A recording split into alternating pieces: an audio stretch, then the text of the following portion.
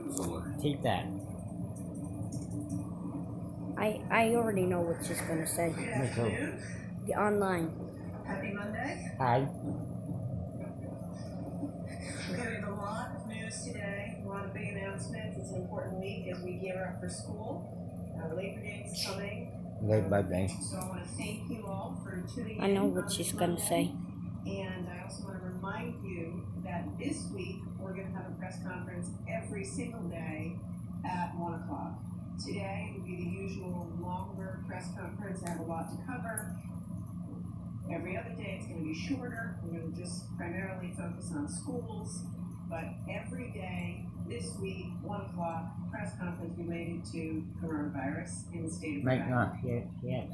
I will say today it is primarily good news. Yeah, Spent a back lot of and go. time in the past couple of days cranking through the data, reviewing all the information. Is she we gonna have, say learning back in these school? investigations, doing a Maybe. refresh on the data, and in general, it's a good news story. We're not out of the woods. Coronavirus is with us. Sadly, we still lose people every day. But I come before you today with a sense of confidence that the steps we've taken and the systems we've put in place to protect the people of Rhode Island, by and large, are working, and we are continuing to operate safely, learning to live with the I thought that coronavirus. might make fun. To that point, we begin as we always do. Me too. As we've done every day, and let's look at the data. And I'd ask you please to put the data up on the screen. Yesterday, we had 46 new cases. That's not Very bad. good. Low No, number. that Very low. sadly, and yet another 2 deaths. That I low want for to me. highlight a few things. What's particularly noteworthy One is that here our about percent schools. positive rate continues to be among the lowest that we've seen. Now it's at about 1.2%.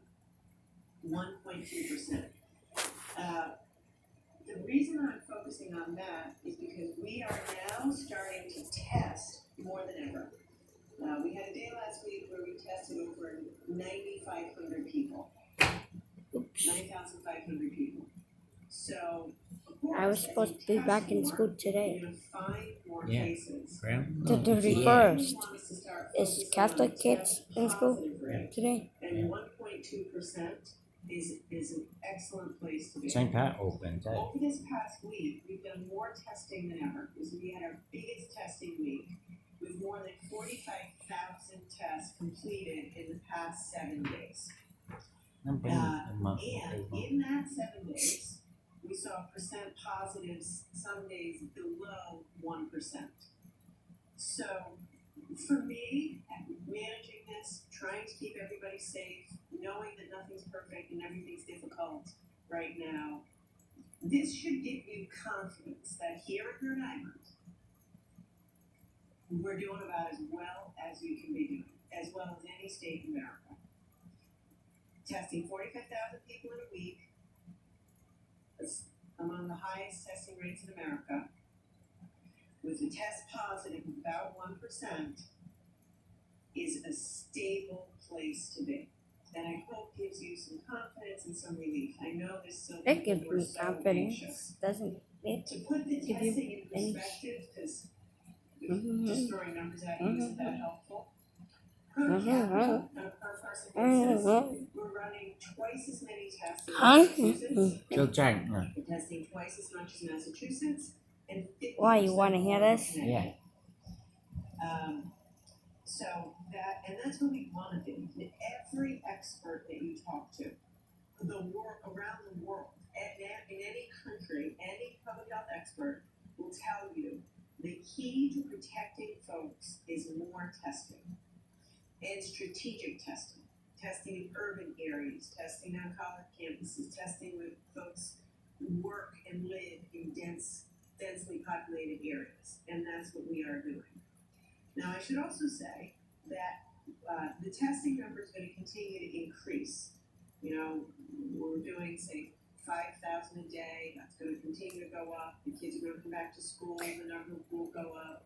College students are coming back. As we test more and more, the numbers will go up. So don't be alarmed if on a day that we test 9,000 people, we find 90 or 100 cases. As long as the test positive percentage remains as low as it is now, between 1% and 2%, that is a very good and stable place to be.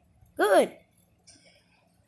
To this point, people wondering how are we doing. I know so many people still look at pictures of Florida, Arizona, Georgia, and I'm gonna Texas. put the phone right here Focus on so I can eat my where donut. we Or have you could managed take that to because find I want a to good, eat my donut. stable spot between keeping a lid on the virus and living our lives, going back to work, going to the beach, going back to college. That's Come on, what we're Joe trying to manage. move. A place where we keep a lid on the virus, but also No, Mike, hold that all have day. an economy. Going out to eat, please, continue to support the economy if you can. Go back to work if you have a job. To that point, in a new study that's been put out by Moody's and CNN that compares individual state success at returning to our pre-COVID economy, I'm proud to say that Rhode Island, last week, we were 6th best in the country, and they've come out with a revised study, and Rhode Island is now number 3 in America. So as we compare ourselves to other states, we are getting folks back to work, but also low test positive rate. That is a testament to the people of Rhode Island. That is because you guys, you're tuning in at 1 o'clock, you're keeping your social gatherings to 15, you're wearing masks, following the guidelines, keeping your contact tracing notebooks. It is working. And until we have a vaccine, this is the way we're going to have to live. And I want to continue to get people back to work, but also keep that test positive rate low where it is now. We don't want an overwhelmed hospital system, which is happening in many states, but not here. And we don't want to start going back up the curve. We've been there, it's scary, and we don't ever want to go back. So as we begin the week together, and I know we have a lot to cover today, and I hope you will feel as I do, that we're in a stable place, have some confidence, and don't breathe a sigh of relief knowing that we're in a good place, but continue to be vigilant, because it is that vigilance that is allowing us to be in this great place. Okay, I want to start quickly with an update on what we saw this weekend. In our businesses and restaurants throughout the weekend. Last week, we conducted more than 1,200 inspections. That's another record high. Employee and customer mask compliance was fantastic, around 96%. We saw about 14% of bars where customers weren't properly separated from bartenders. That's an improvement from the last few weeks. So thank you. We still want to do better, but it's an improvement. And 15% of bars where we had crowding. That's a bit of an increase in the past 2 weeks, so let's all be careful at a bar, keep our distance, no crowding. I want to be very clear. I want to hear about schools. Crowding, particularly indoors, is the best. Get on to schools already.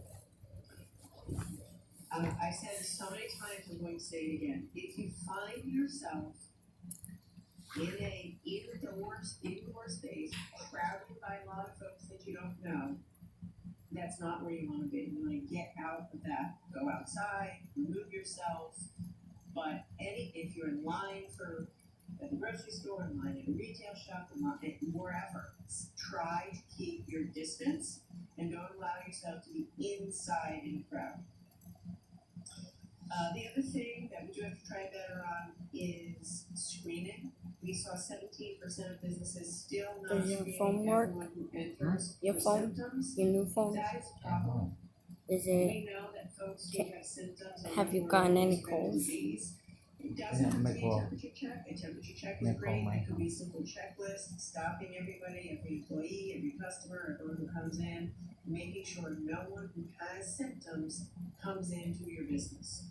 So for the 80% of you who My are doing phone that, day thank home. you. For the nearly 20% of you who aren't, I'd ask you to try a little harder. Symptom checking and tracking is so simple, and it's one of the most powerful things we can do to keep the virus down. Okay, this weekend is Labor Day. It's an important time. It's a special time in New England, kind of the unofficial end of summer. I want everybody to have a good time on Labor Day.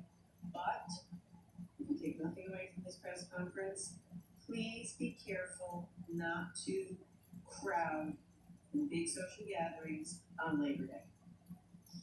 I'd like you to put a slide up, please.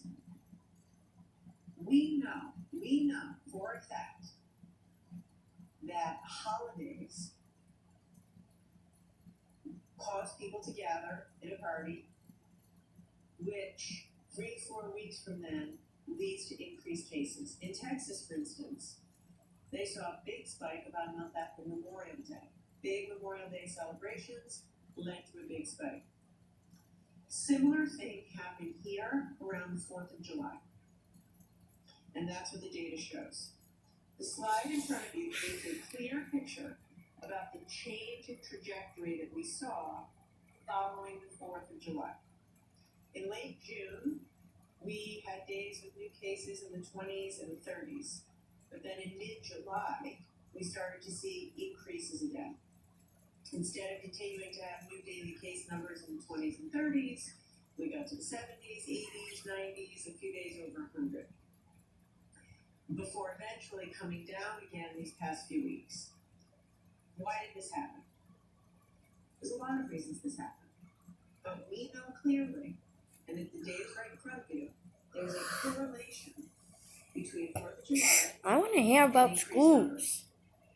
What happened with that? We saw cases starting in the middle of July, Heard get there. which we trace back to 4th of July parties. People had parties, barbecues, pool parties, backyard events. And when you're with your family, when you're with your friends, maybe when there's drinking, when it's a party, we're just more relaxed. We might not wear a mask. We might gather. We might sit down next to somebody we don't know for a longer period of time. So, That's why I sit by myself in church. A few weeks ago, when new hospitalizations I sit by myself in church when I go to Blessed Sacrament.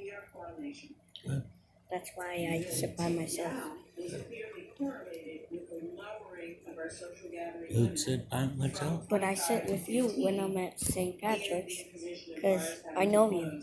You're with me every day. So it's clear. Except when they read sometime. It's not just for Ireland, it's all over the country, it's all over the world. When we gather together in bigger crowds, cases go up, hospitalizations go up. Shut up! I want to hear about schools. Monday, make your plans for next Labor Day, and just follow the rules. Just follow the rules.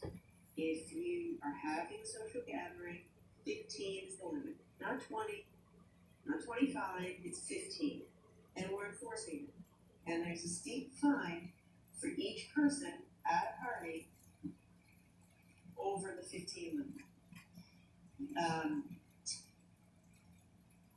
It's also the case that, and I think the doctor may talk about this, as we've extensively gone through all of our I want to know about. She said she was going to talk about schools today, Yeah. and she hasn't yet. So far, no. Her life. Yeah, she's talking about everything else except for schools. That's when you see cases increase. Main thing. So, Church. Follow the rules this weekend. Be responsible. Main Stay thing, go. outside. Wear your mask. Yeah, Keep 6 feet I want to hear about schools. Who cares about church? Who cares about anything else but schools? I'm only kidding. Keep your I want to hear about schools. Keep your social gatherings to 15 and keep your network small. 15 people. This is a very critical time right now. We want to get the kids back to school. Yeah. I know a lot of businesses are planning around, mid-September, early October, let folks go back to work. A lot of college students coming back. we have to really now keep the stability. Labor Day is a big deal. It's a 3-day weekend. It's a time to party. Enjoy yourselves. Go out for dinner. Eat outside. Hey, Mommy's gonna be out Please on Monday. follow the rules. It's Labor Day Monday. Speaking of outside, this one of the, we know that one of the best ways we can celebrate safely I on may Labor be Day home. or frankly any time is to go outside. Go outside.